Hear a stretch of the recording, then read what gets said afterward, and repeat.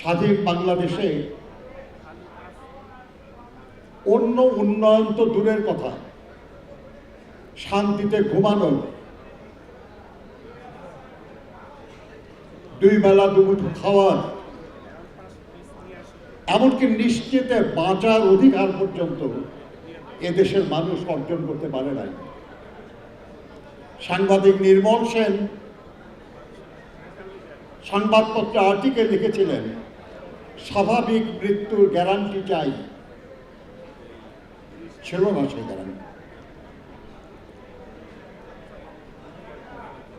এরকম দুঃসহ অবস্থায়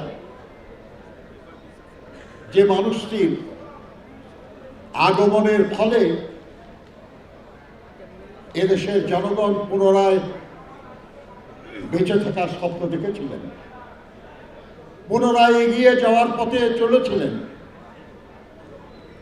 তিনিও ওই একই ব্যক্তি যিনি ৭১-এ বলেছিলেন আমি মেজর জিয়া বলছি, তিনি ৭৫-এ জনগণের সামনে এলেন আমি মেজর জেনারেল জিয়া বলছি বলে।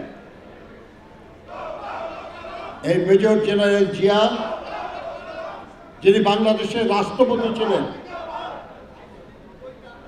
তার নেতৃত্বে বাংলাদেশ ঘুরে দাঁড়িয়েছে, বাংলাদেশ এগিয়েছে এবং সেই পথ ধরে বিএনপি এখন পর্যন্ত বাংলাদেশের গণমানুষের দল, বাংলাদেশের সবচেয়ে জনপ্রিয় রাজনৈতিক প্রতিষ্ঠান। বন্ধুরা আমার,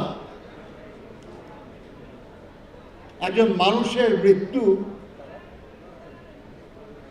যেমন তাকে সবকিছু থেকে বঞ্চিত করে ফেলে,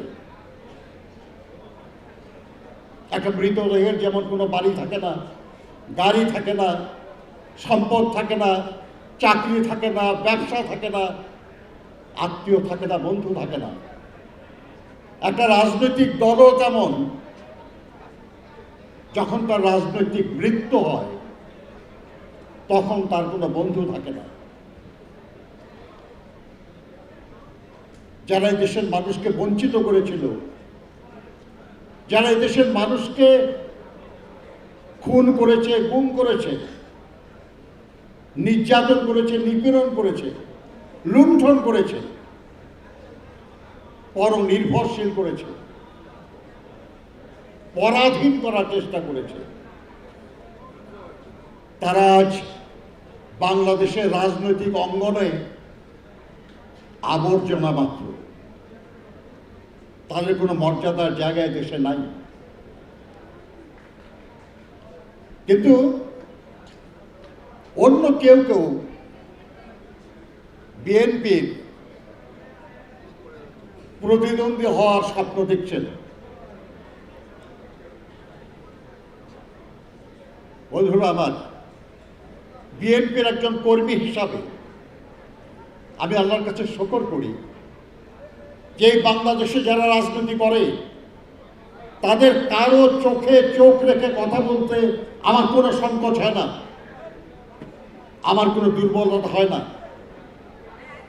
আমার কোনো কষ্ট হয় না।